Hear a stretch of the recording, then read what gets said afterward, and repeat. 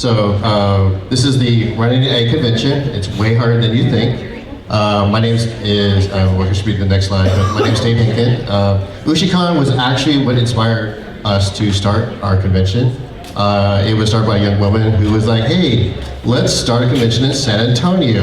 And we were all fans of going to conventions, and we're like, yeah, that's a great idea. But we had no idea what we're doing. So in a whole long story behind all that, I ended up, they came up with the name San Japan, and I ended up writing it, have everything in my name. And I've been now doing this full time since 2008. So it has been a very difficult trek, and I've learned a lot. This was before the times. Now there's great resources. If you want to learn, talk to organizers around the country, around the world about all this. It's available now. But back then, I remember specifically asking Greg, we have no idea what we're doing. And Greg was like, well, we figured it out ourselves. Y'all gotta figure it out yourselves too. So you're on your own. So I have two other panelists on board. They can go ahead if they want to introduce themselves. Hi, let's see. Is this on? It was on. Is it? Can y'all hear me okay? Yeah. Cool. I'm Brandy. I'm the con-chair for this convention.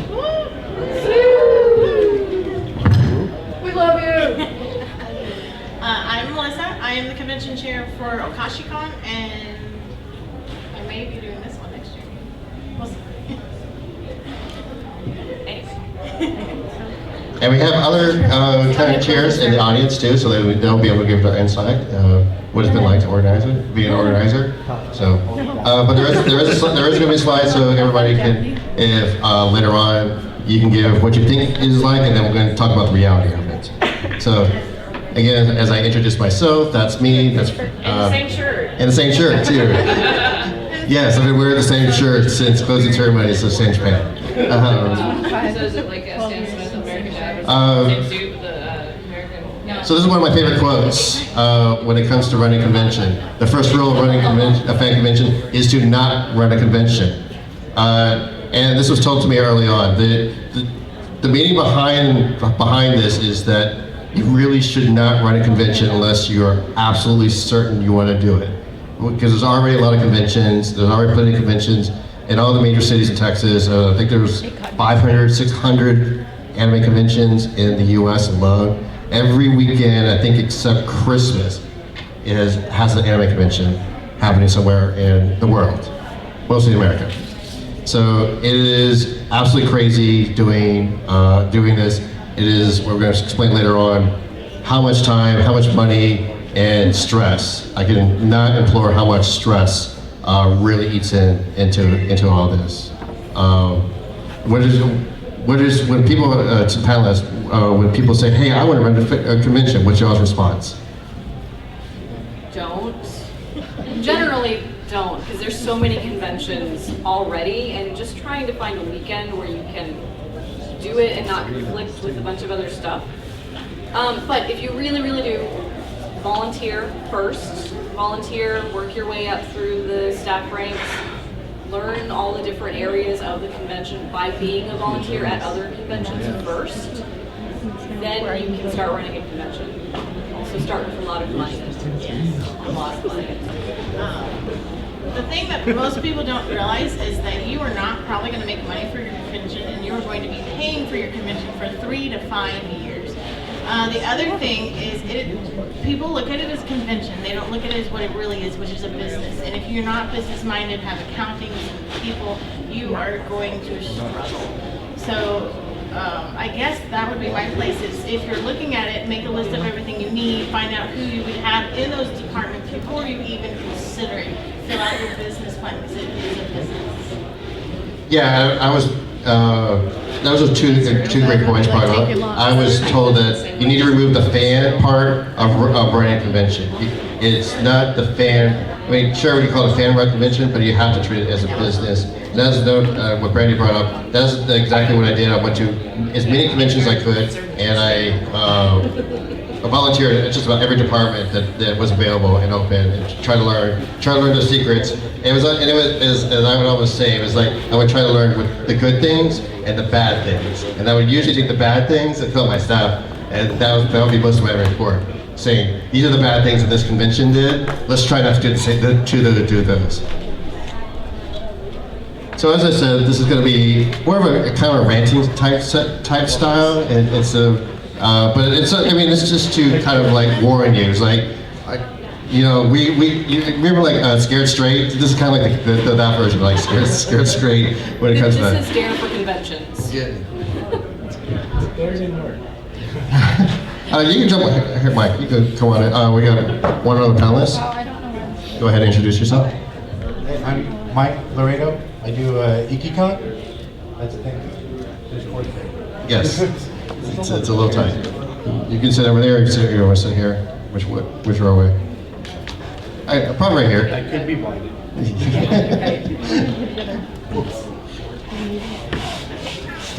So this is an audience question we're going to start off with, is what do you think running a convention would be like? And anybody answer in there? I actually will write this down. Got one question. Ooh.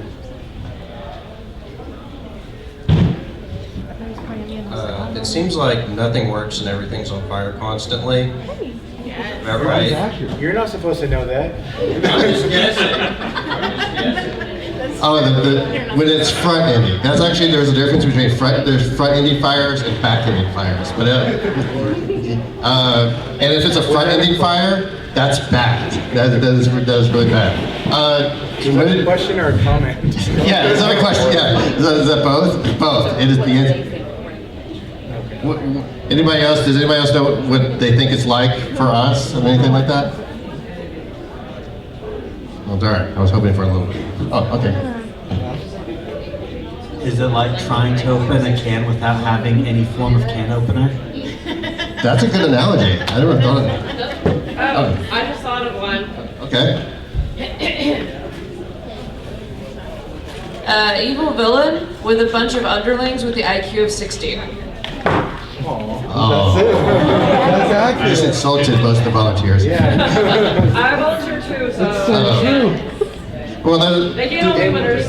I mean, there is a part of like one good staffer is just as good as 10 volunteers. Yeah. There is a difference. 8.5. 8.5, is that what you put it at?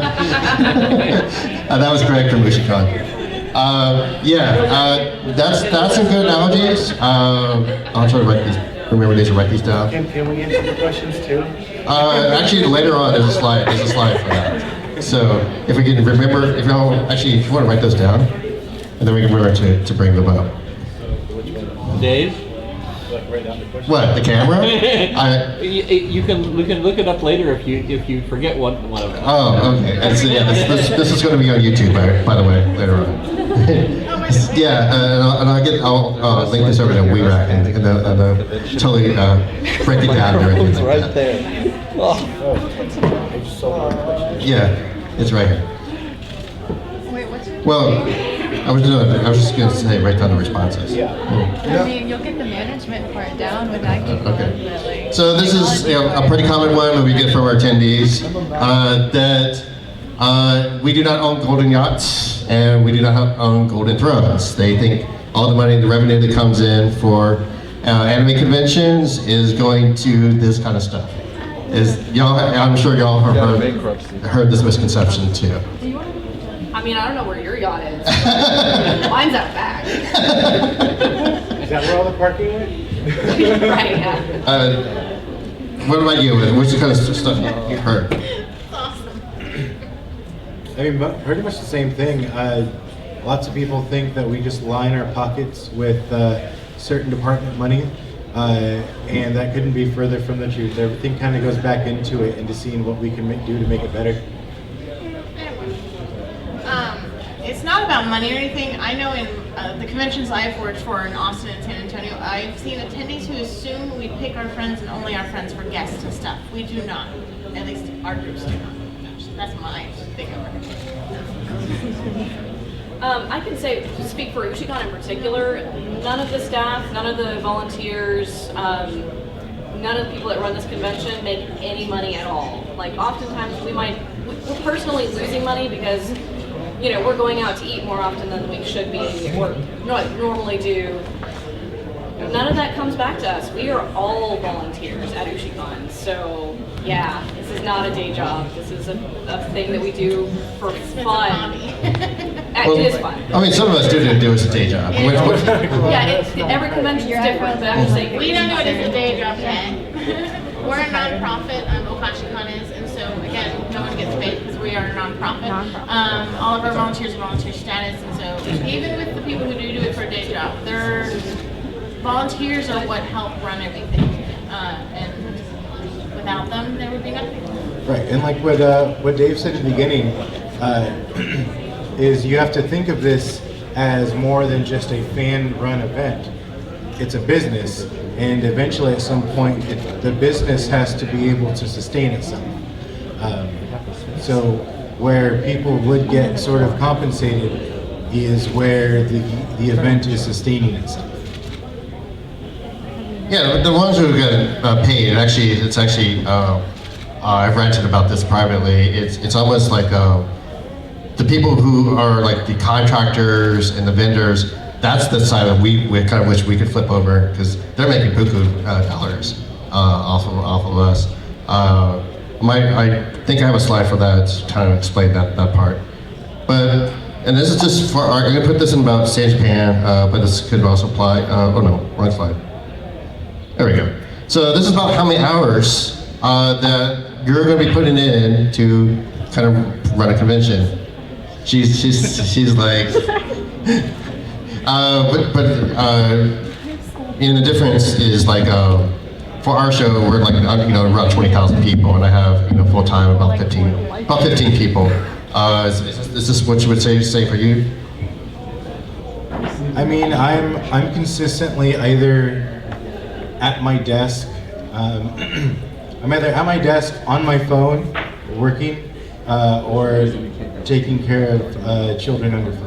I have kids, but that's pretty much my life. I don't play games. I don't do a lot of things.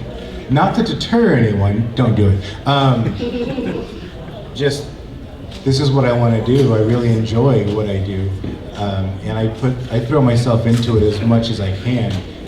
Like Dave and I were talking, this has become our day job at one point, and you've got to throw yourself into it. Someone told me it's like you quit your 40-hour a week job to go work 60 to 80 hours a week for yourself. And on the flip side, we work 40 hours on our regular jobs and have kids and then do this for fun because we're suicidal. Not suicide prevention, no. Yes, masochist. Yeah. I have a regular day job and I do this on my spare time. And we are a lot smaller than them. Yeah, our conventions are. I mean, it's very much smaller. It's very much a passion project. Yeah. Like even regardless if you're able to go in the black or just run it because it's something you love to do. And the difference I think between us is they started as us doing it with full-time jobs and built it. You have, if you're, I'd say smart and strategic, but sometimes it's also just luck. You can build it up into a really big business where you can become full-time because you need to become full-time. Yeah, at some point you have to. And if you're not the full-time one, it's usually because you have a board and you have a CEO and someone else who's full-time. But when you get to the size of like them, it's impossible not to have somebody doing it. Yeah. Prior to the first year of running my event, I would work during the day and then work until 4 in the morning, and then get a couple hours of sleep and then do it all again. Back when I could do that, I was not much younger then. But yeah, you really just throw yourself into it and you want it to be the best it can be. And then you just kind of roll the dice to see how it looks at the end. Yeah, for our show, I would say we're about the 4-month mark. It's not uncommon. I'm doing 16 hours, 18-hour workloads just to get this show together. And again, it is the best we can do. So, sure, there's a lot of complaints afterwards, and a lot of feedback. There's plenty of feedback. People would love to be on sit on their thrones and be armchair quarterbacks and be just picking apart the shows. So, I mean, but you put your blood, sweat, and tears into all of this, and we're trying to do again the best we want. We want our attendees to make sure that they have a grand experience, and what we see is how to run a good convention in our eyes. So this is going to be kind of like I'm just hitting the wrong button. There we go. This is kind of like the core. We've kind of hit on some points of this, but it's kind of where we're at. This is core of convention planning. Is first off, you got to come up with your revenue streams, which is for anime conventions. It really comes down to the badges that you're wearing right now. Yeah, that's kind of my part. Is we figure out new revenue streams. Like you said, badges, registration, and then after a certain time, like, okay, we need a new revenue stream. So you look at doing VIP badges and what you can offer with that and still make some sort of revenue profit on that. And then you do things like merchandise, t-shirts, maid cafe, all kinds of different things that could generate profit, but could also generate a good program. And there's food in the back if you want to order any. Speaking of revenue streams, all right. I don't know. Melissa's better at budgeting and stuff than I am. So, but with that, there's merchandise as well. I know we've got a lot of really interesting different merchandise that we do, and so that brings in a little bit. So I guess the only thing I'd say about the other revenue streams is it is like any business. Again, I'm 100% this is business. You might decide to do something really cool and you love that idea, your team loves that idea, and nobody buys it. You're out that money. So when you're budgeting for your other revenue streams like merch, the number one thing I like to say is do stuff that will sell, and if they don't sell, that you will love to use for promotions the following year. I mean, there's additional ones like the vendor room. The rule that was kind of implemented was the vendor fees, what the vendors pay. Old rule. Keep going. Yeah, it is becoming an old rule. The old rule was that whatever the vendors and the artists, basically who you're seeing on the other side of the wall, should be the ones paying for the venue, and then everything else is the membership badges. Yes. Well, unfortunately, the costs have skyrocketed, and that rule no longer Yeah, applies. in the old days, you used to be able to have enough revenue from your vendors and your artists to pay the rental for the hotels, because hotels did not have as many events, and so they were hungry and starved for events. Now there's so many of us and so many lizard shows and other things that they don't care, and so they charge you a lot. The hotel and the rental fees plus guests are probably your biggest costs. Yes, cost and benefit, because you can have a cheap venue that destroys your convention. So you have to measure inexpensive venues versus strategy, how it works, and placement. Right, and then you also want to make sure you don't have too much of like a good thing. Yes. Having a giant dealer's room is awesome, but if you have too many vendors and not enough attendance, Correct. then your vendors are unhappy, which makes your attendees unhappy, and it just kind of becomes like a downhill battle. And so you got to choose how many vendors do we have, what kind of revenue does that bring in, and then how do we increase the revenue to make up for the venue cost. True that. Yeah, we could almost go into an hour long between some terminologies like F&B is a huge one. There's a difference, like we take place in the convention center, and there's a lot more additional costs that comes in versus that. But that would be almost like advanced staffing, organizing 101. Again, I recommend check it out. If you're seriously you're already a planner, look out. We run anime conventions, and if it's just a general fan convention looking to rerun conventions, I'm actually one of the administrators. So just let me know who you are. And It's a Facebook group. yeah, it's a Facebook group. Sorry. Yes, a little bit of flexing. And that was what he was saying earlier. Before you had to struggle and figure it out on your own. Now we have groups and we have meetings at other bigger conventions, and sometimes there's conventions for convention organizers. Yeah. And it's so much more resourcing because there's a good chunk of people that are there because they love it, and so they are there to share their knowledge to other people, and so it's been really amazing. Yeah. Right. A lot of the events do work together, and we do talk to each other about just advice. Like Dave and I can sit and just talk for hours while everyone around us is. And they do. But we can talk for hours, and it's usually about business, and people around us just get bored. Well, yeah, that's why this said at the bottom. It's like looking at drywall. It's to most people when I try to talk about this, is like, oh, why are we talking about this? I want to be talking about the latest video game or anime, and we're like, our passion again is organizing. But going down, it's like planning. The next part is planning and budgeting. It's also trying to make sure again. Melissa brought up that you can come up with a great idea. There might be a guest, this amazing guest. I'm sure all of us have one come into like, hey, I'm an amazing guest. I know it would be amazing at your show, and this would cost so much money. You know, like when they propose and all that. What do you have? We get, oh dear, what's his name? I don't know. Just say, don't use the name. Don't use the name. So, hi, I'm Jackie. I'm a co-director for AggieCon 50 this year. I'm a Go student. AggieCon, by the way, we love AggieCon. Woo! I can We do love Just AggieCon. has We have to- people who work AggieCon in the back too. Sorry. but we have one of our guests this year. We spent a lot of money on. We should not have. It was $2,000. 1/4 of our guest budget. Oh dear. It's a lot of money. So later we'll talk.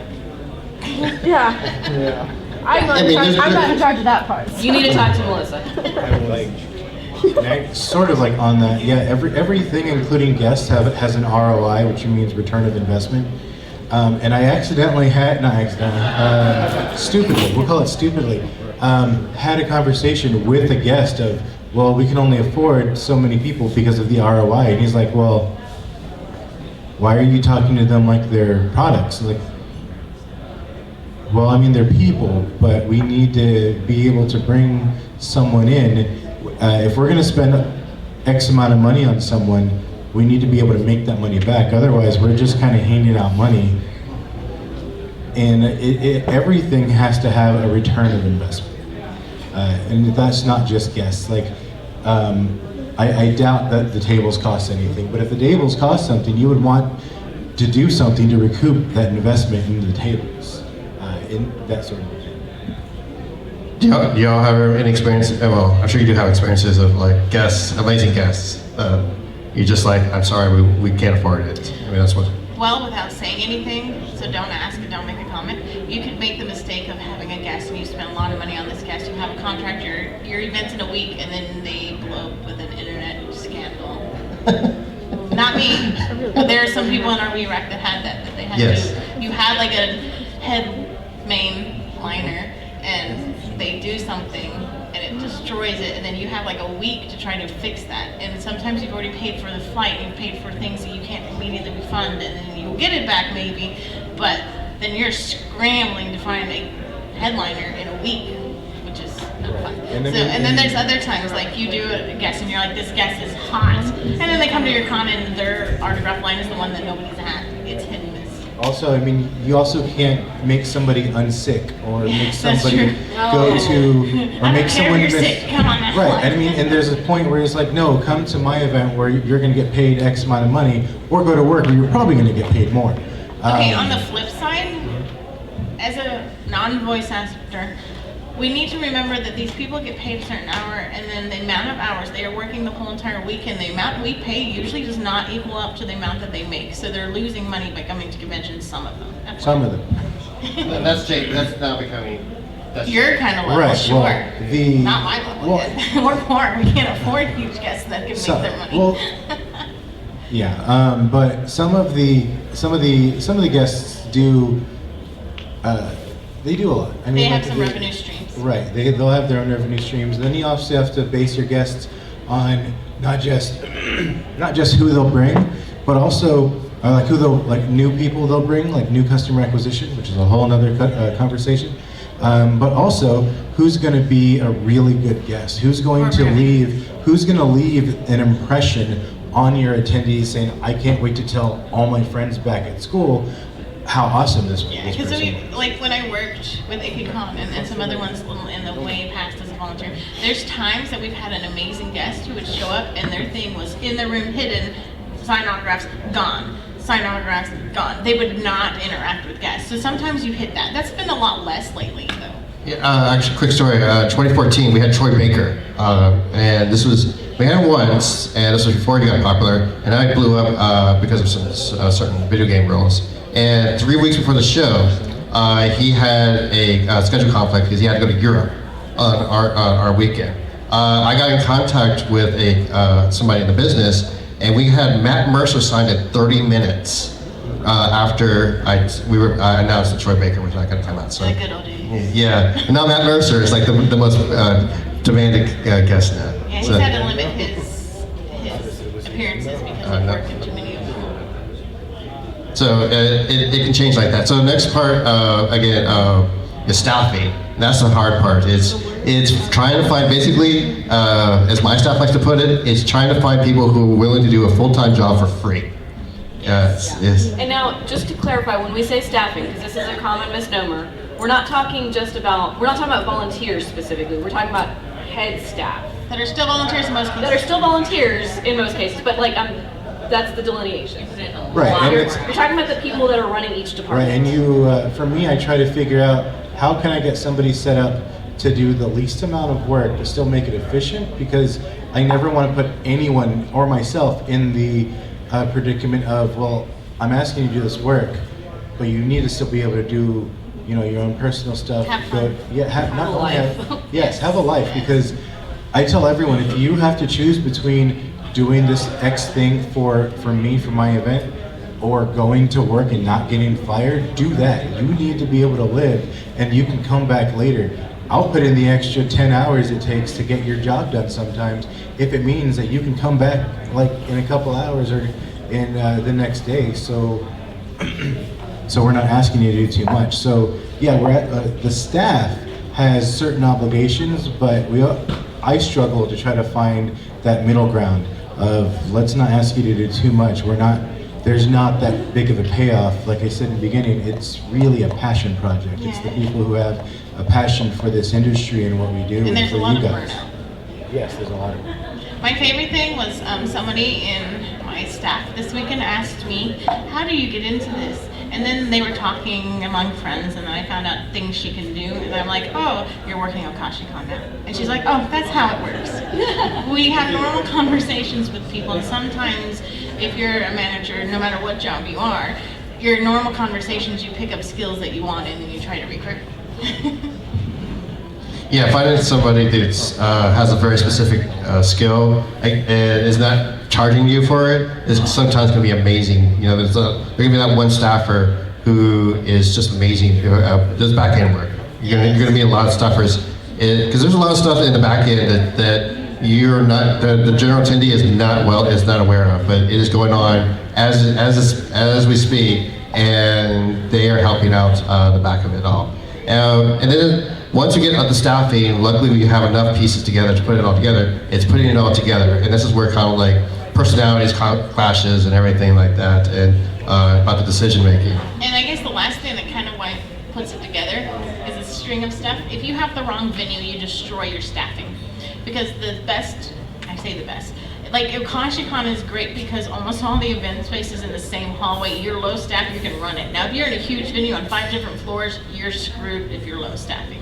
So you need to look at your plan when you're doing a revenue and your venue to base your staffing needs off of your venue as well. Sorry. Oh no, I mean that's a good point. That's like why we have I think we're over at 30 3 different hotels? 2 hotels and a convention center. Yeah, and it's over 30 departments. We have like 500 volunteers. We're about to move to a new venue with 4 floors. Oh, I know exactly where you're moving to then. Yeah, you just confirmed. You confirm the room. I mean, we're signed. But it's not public, and that's okay. We're behind the scenes. We didn't announce it. Nobody They're moving. like conjures. We're moving to a Marriott. Yay! Ushicon moving. Not Right, yet. I think. We have one more year, Okay. and then. I was like, you also do multiple events, so I was like, wait, am I having a video? Yeah, no. Well, we have one more. Yeah, we have one more year at the Renaissance, and then we're going to a new Marriott that just broke ground earlier this year. Yay. Well, then somebody will find that on YouTube and they'll spread that information. already on it.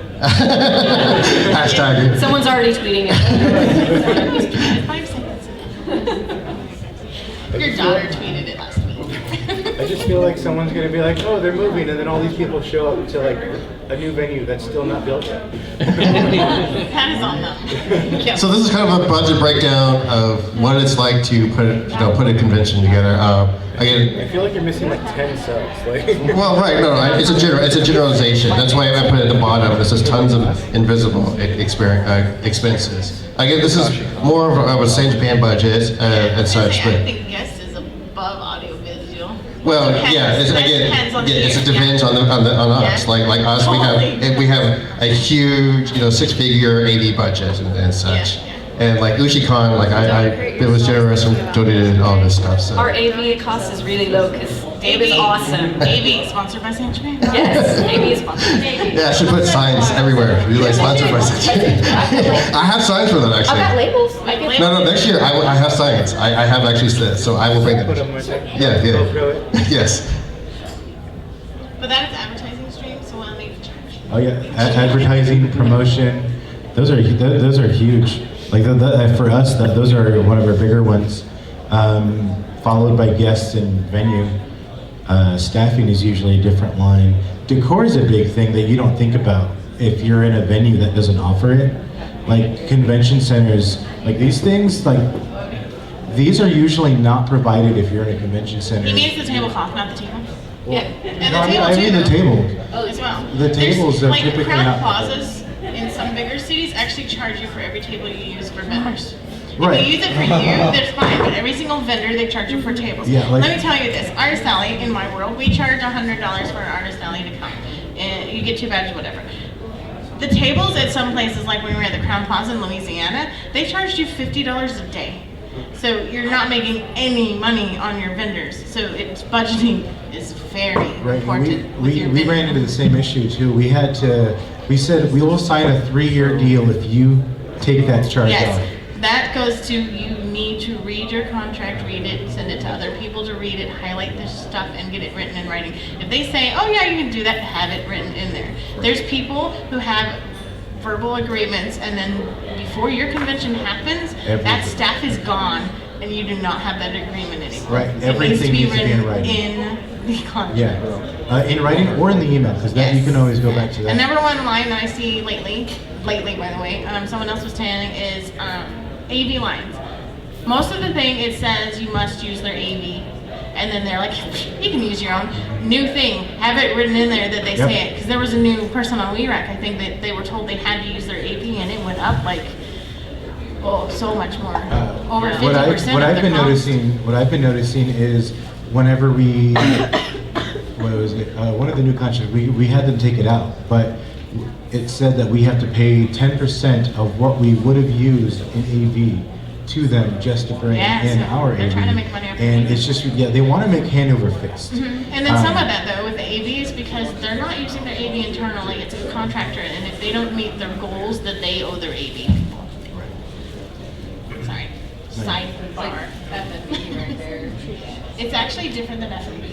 Yeah, that's what we're going to say at the bottom. There's a ton of invisible expenses. Yeah, we can keep The attendee would not know about, well, a decorator service is. Luckily in Texas, we don't generally, at least for our grids, we don't deal with drayage. And that's a huge issue at union venues and such. The signage. Yes, Jimmy. Yeah, so like convention center in union venues. It's horrible. Oh, they're terrible. If you're in the exhibitors hall there, every chair in your booth is $50. The pallet from the back to the booth is like $400. Exactly, they pay you. You have to pay even to move your own stuff. You have to pay a certain amount. Otherwise, you have to pay them another amount for them to move it. And it's absurd. And I've heard some unions horror are great, stories. whatever, but. Right, and I've heard some horror stories. I was witness to something. I won't say the name of the events or the name of the staffer who was my friend. I was just there visiting, and it was in another state.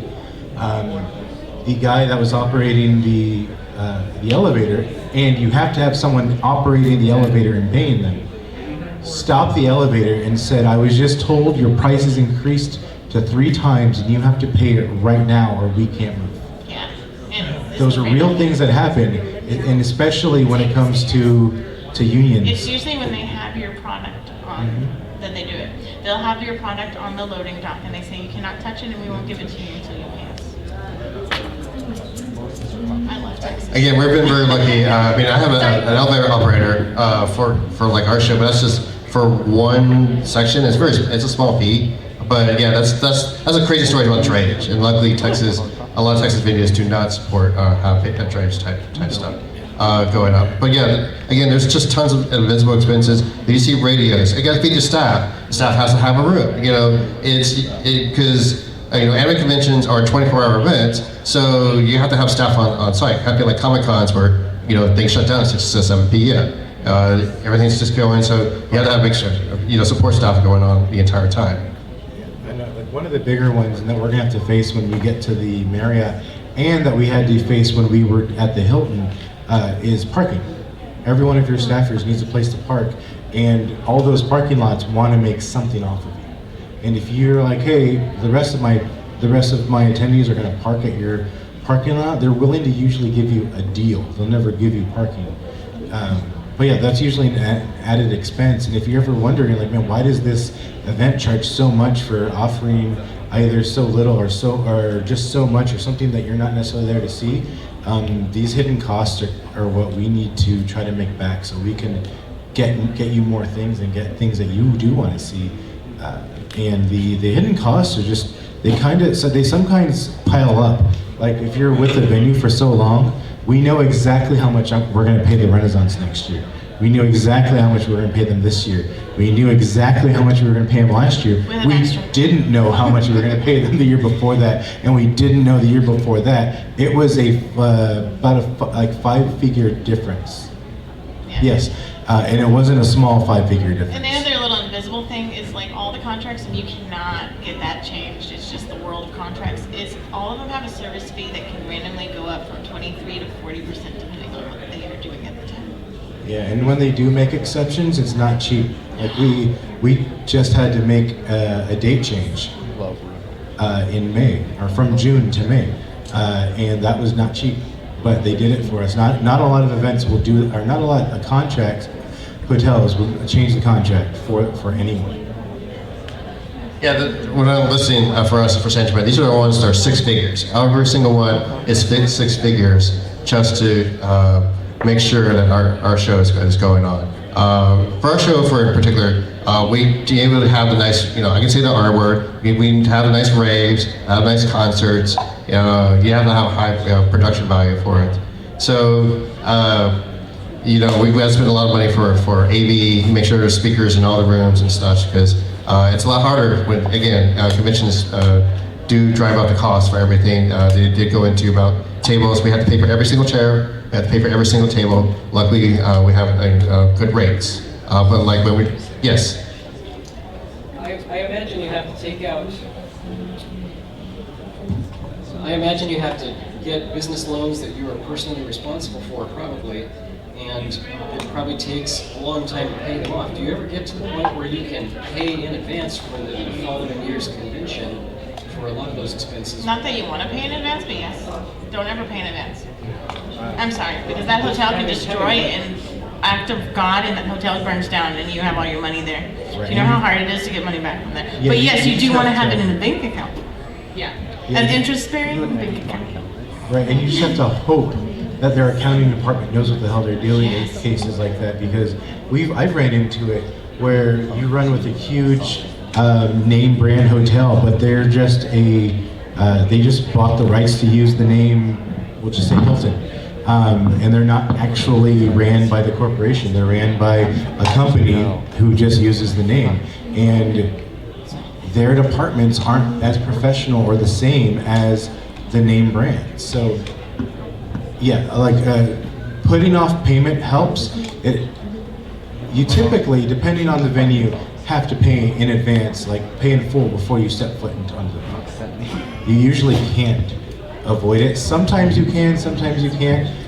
It's always, it never depends on the brand, it depends on the contract.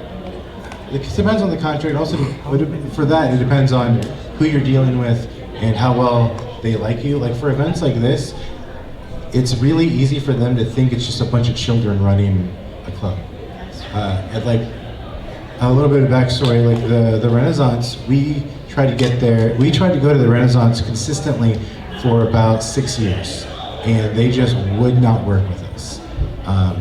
They like literally said, I was told that I'm surprised that you're running this event because you have a bunch of children who work for you. And I'm like, I'm the youngest person on my staff, what are you talking about?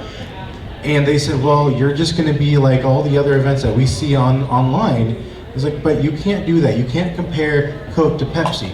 That's exactly what we're doing. We're not those events. We try as much as possible to be professional and work with you and be as self-sufficient as possible.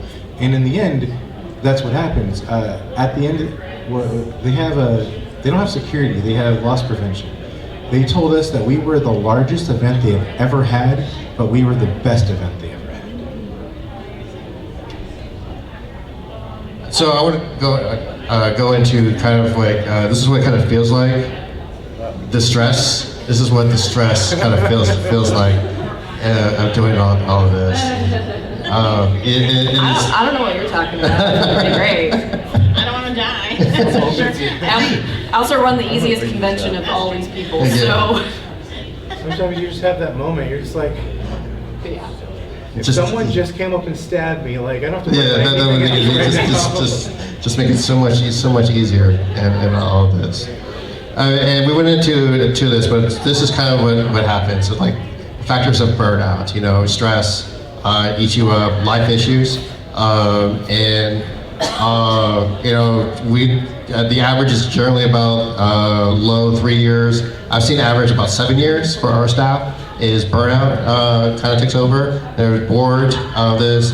They want to do they want to do something else. Or in the cases sometimes like, hey, I'm pregnant and I get to peace out and focus on my kid. I got a 3-year-old, so even running this convention for me is difficult because having a 3-year-old at home takes a lot of my time and energy. And anytime he's awake and I'm at home with him, I can't work on Ushicon stuff because then he'll want to be on my computer. I'm old. My kids are old now. Yeah, she's I'm not that old, but they're older than that. I also have a 3-year-old, and I understand entirely. You have more than one. Yeah, you got multiple. I have 4. I'm making my own staff. What I was going to add to that is having the proper support really helps. And I don't just mean staff, I do mean staff, but also like having a partner that's going to help you there with your kids or with your time. You have to, as an owner, you have to have the support system at home of someone who is not going to get jaded and mad at you for the hours you are putting in. Yes. They need to realize, again, back to me, it's a business. If you're gonna hang out with me today, sure, but we can't pay rent next week. They have to realize it's that. But you need to also, you have to weigh it. You have to give yourself family time, spouse time, and work time. Sometimes you just have to shut it the F off and do family, or else you will get divorced. I'm real cautious about that because my husband's been really good supporting me on all of this stuff. He brought me bubble tea in the middle of this panel. There's a bubble tea place, by the way. But yeah, so I've got to be really careful to make sure that I'm checking in with them, make sure that hey, I've got this meeting. Is this a good date? You just communication. As Dave, he's actually kept a girlfriend. 2. What? Oh no, the previous you one. have 2 girlfriends. No. Does she know you have 2 No, girlfriends? the previous one and current one. like he could handle 2 at once.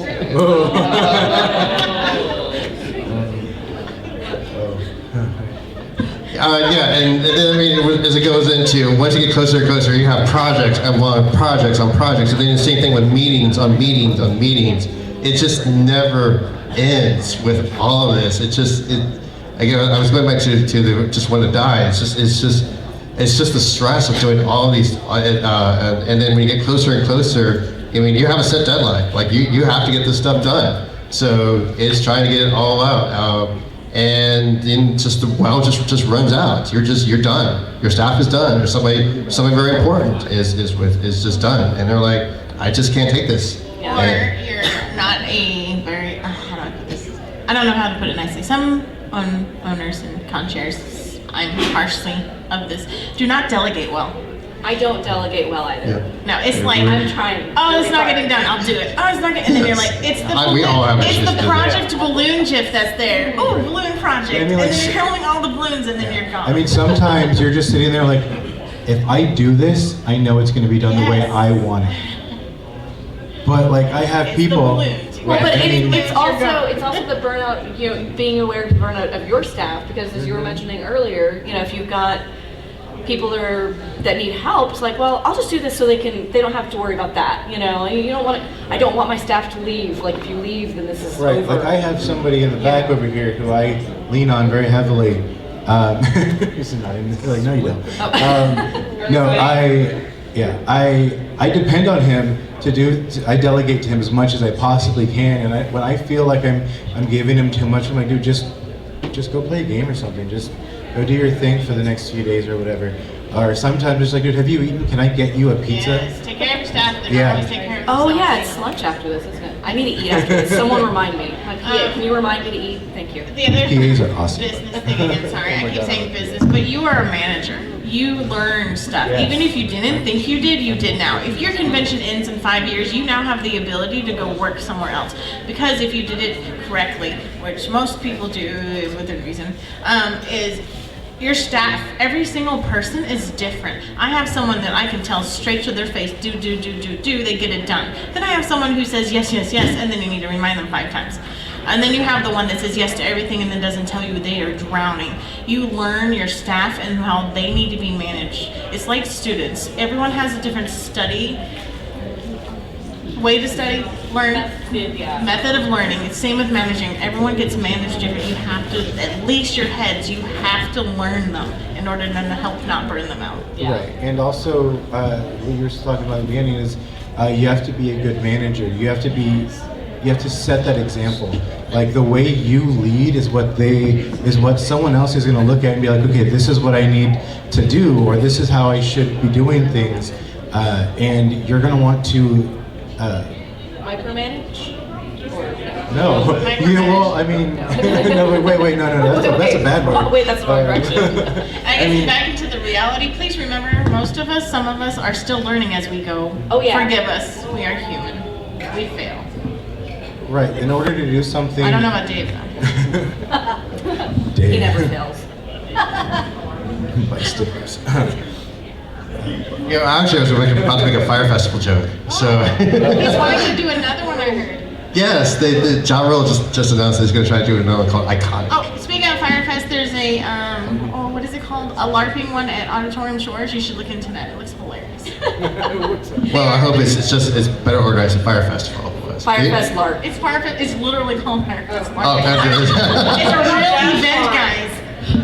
What about DashCon? Oh, I like my ball pits. Actually, I'm Don't going to pee give on a recommendation if you have never seen it. Go onto a YouTube channel called Internet Historian. Oh, yeah, I saw that one. And watch the DashCon and the furry Rainforest. and Rainforest. So DashCon is when organizers have no idea what they're doing, and this is the worst of the worst. And then Rainforest is when the attendees destroy the venue, and you don't control the attendees. So those are good lessons. They're about 10 minutes each to watch. Highly recommend doing this. I want to go back to your question. This is actually a common thing, at least for us, is we don't prepay, but we have it in our contracts that we kind of can do with like a net 7, net 30 year. Do you know what I'm talking about? So we kind of do that, and we already know what our projection revenues are. So we're pretty confident when we have a 6-figure hotel bill, we're going to be able to pay that. We know year to year, consistently, we're going to get most of our revenue, about 80% of our revenue, about 30 days out. So we float the contracts so that we just pay the bills immediately after the But show. make sure you have money in your bank. Do not ever assume you can pay your bills off of attendee count. Ever. Because anything can happen. Well, the first time that we rebooted Ushicon 18 plus only, and we were able to pay the bill no problem, but that was ice apocalypse. And like we had vendors from Dallas had to cancel because it was iced over everywhere. We had attendees that had to cancel. Our attendance was not as high as we expected it to be. We didn't expect. Then we had the car fire. Well, that was Chibi Ushi. Oh yeah. That was on Sunday, Chibi Ushi though. Yeah. So that was fine. Ish. Look at that, a couple years ago. attendees are people that pre-order, so you guys have a figure of how many people are attending versus how many people are Small walking. fraction. Okay, I've never had a consistent number. for us, it changes. So it tends to go up when a convention is established. So like for us, first year was about 20% pre-reg, 80% walk-up. And now we're almost getting to over 50% before the show even starts. We're already over 50% for us. ACON, I'm actually going to go ahead and bring up ACON. A lot of people already presume since ACON's going on 30 years, they have a ton of pre-registration. They have a substantially bigger pre-registration, but right now they're having a lot of issues about what they're doing over their video is going to be.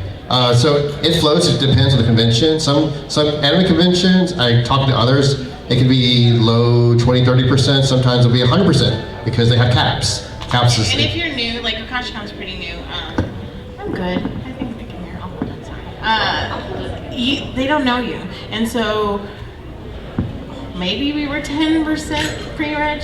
Most of the people, unless you're a huge con, do not pre-reg until right before your event. They're saving their money for the other conventions, or they're saving their money for other things.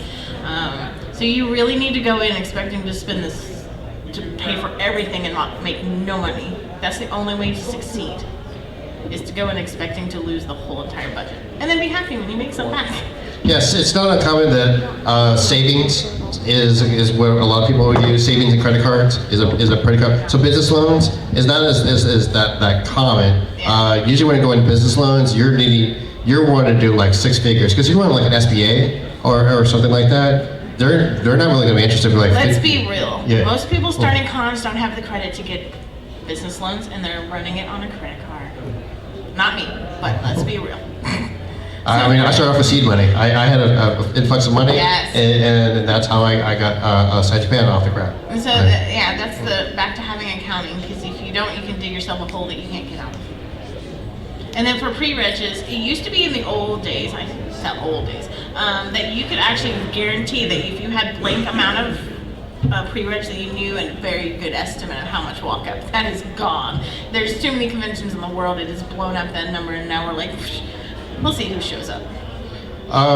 To go and so it's going to wrap up. We've got about less than 10 minutes in all this. When we started off about, it's like having no can what was it? A can without a can opener. Yeah, can without a can opener. It's a good analogy. Yes, because you don't have the tools.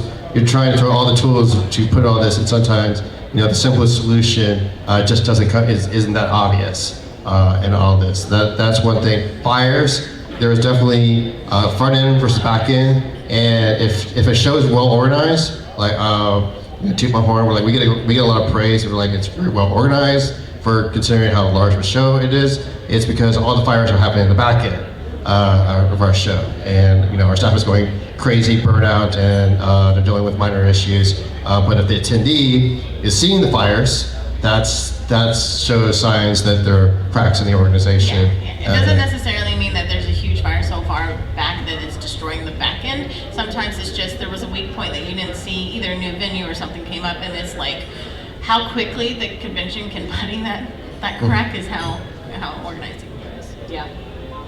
It's learning. Yeah, and yes, and like having volunteers is the lifeblood. All this, you have to make sure you have a great support system to make sure that they're taken care of. The entire, like we have 2 departments who are specifically about making sure all of our volunteers are fed, making sure that the rooms are set up, making sure they're having a good time. Because our rule I try to put in is that if you support your staff and they're in good spirits, it'll be very obvious when they show it to the attendees, and they will have and then the attendees have a good experience. So they're staff that love their jobs are the best free advertising you have. Yes. Absolutely. I mean, I got a girlfriend who was just tooting about helping our show and is always recruiting. Yeah, she said in spite of Dave. I'm sorry. Hey, I'm used to that.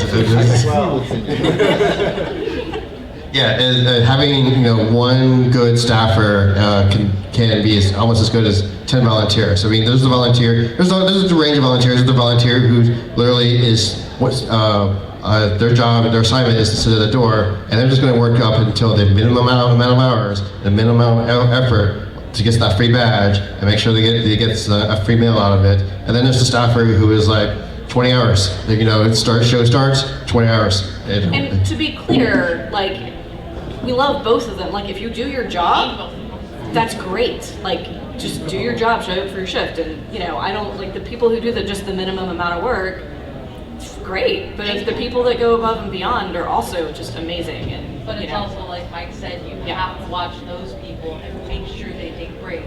Yes, because watch by those people. Sunday they're dead, and you're like, oh my god. You gotta make sure you're taking care of people. I have, and I won't call him out, but I have one of my, like, the head staffers here at this con is really bad about that. And so I told him, go sleep last night. It's like, so, yeah. See if you can find them. Yeah, sometimes you just have to See if force you can people spot off one the of floor.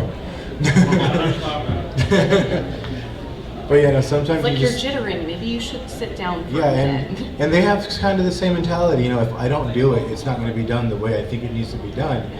However, if you're sitting there and you're overworked and you're overtired and you say the wrong thing or you stumble over something, like you're more of a detriment than a benefit. Something I don't know if other cons do, at least they don't mean to do it, but they do it, is the best part that people forget is finding a head staff, like a core head staff, that y'all can go to a meeting. And I learned it from Women in Tech meeting, and I love this statement, is I need to have a level 10 conversation. And you go to this room and you have a level 10 conversation. It's like you are yelling and y'all are telling each other, and you're put it not demeaning. You are telling them what they need to hear, and they are telling you what you need to hear. But you walk out of the room and they know that's the level of conversation to get that shit done. Sorry, but it doesn't take it personal. And you leave the room. I know, but it's going online. But who cares? You leave the room, and when you find those people, you get some great stuff done. Like Toa works for Akon, him and I, you think we are gonna kill each other sometimes, and then we turn around and we're fine. So. Listen, Yes. we've had those conversations. We have level 10 conversations. To wrap up, we got to cut just 2 more minutes. I want to just end off with, you know, and thank the panelists too for this. You know, why it's for the love. Time up. I'll fix that. Why it's for the love of the game and not for the fame is what I want to end this. Because in what we're doing with Akashi this year, I think I find like I've done and learned some amazing things from the conventions I've worked in the past. But I feel like as an owner, and this one is a nonprofit, and I'm finally finding something that it is pure joy. Like, we are celebrating J-Fashion, anime, and women in industry, so I found a niche that I absolutely love. And the minute you start to stop loving your job, because it's a second for your job, you need to step back and see if you need to reevaluate either you're doing it, how you're doing it, whatever. But right now, I absolutely love it. Everyone I work with is loving it, and it's just fun. Yeah.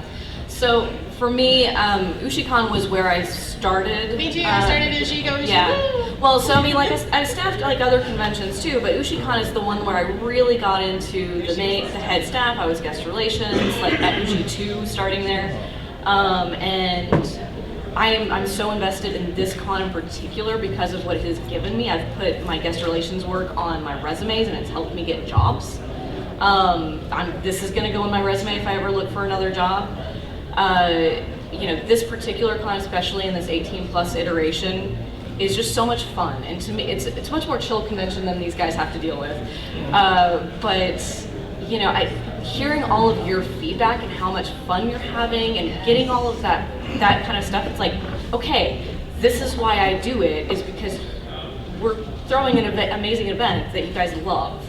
I hope. For the community. Like people tell me to do so. Yeah, it's for the community. Yeah. I mean, so doing it for the sake of doing it becomes just stagnant, and in some cases you can see some sort of profit out of it, but at one point you guys are gonna see it. You're guys gonna say this is the same thing they did last year. They just copied and pasted. Like, where's the innovation? Where's the thing that we love to go to? And if it's not something you enjoy, it'll be noticed. Yeah, I mean, actually, my show is kind of unique. I kind of well known amongst my regular attendees, and you know, they kind of see me like a minor celebrity. for it. But there's just plenty of times that I am just absolutely burned out, I just want to do it for the attendees. I love Sunday. It's one of the best times because that's when the attendees coming up. They said, I had a great experience. I really appreciate it. Sunday's the time he doesn't have that look on his face. So they come up to him. Yes. So thank you all very much. Hope you got some insight of why this is way harder. This is me. If you want to talk to me, how to track me down. Yes, I am online. And if you talk to any of us, we love organizing conventions. Yes, but thank you all very much.